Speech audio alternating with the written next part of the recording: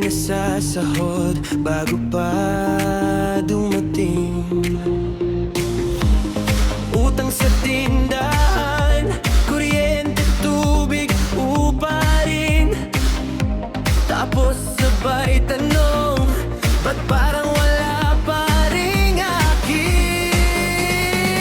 Puro trabaho, wala nang ipon. Sahod dumaan lang sa kahon. Paikot-ikot lang sa bayarin.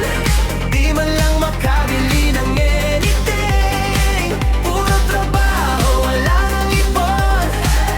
Kada sweldo, biglang baon. Kailan kaya to mababago? Ayoko ng ganitong kwento. Sabado sa opisina, habang sila nasa gala, kape lang ang kasama at lumang tsinelas.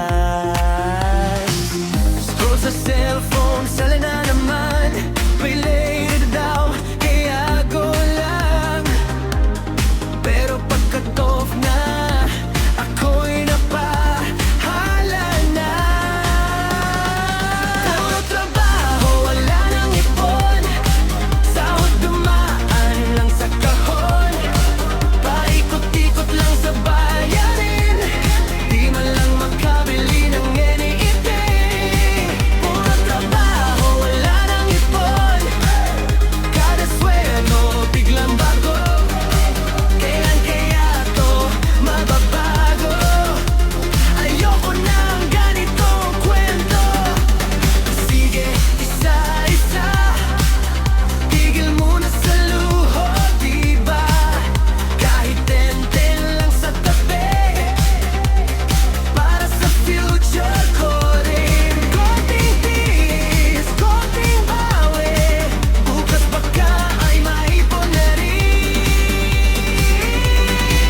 Puro trabaho, may konting ipon. Sahod di na puro kahon. Dahan-dahang takas sa bayarin. Kahit maliit,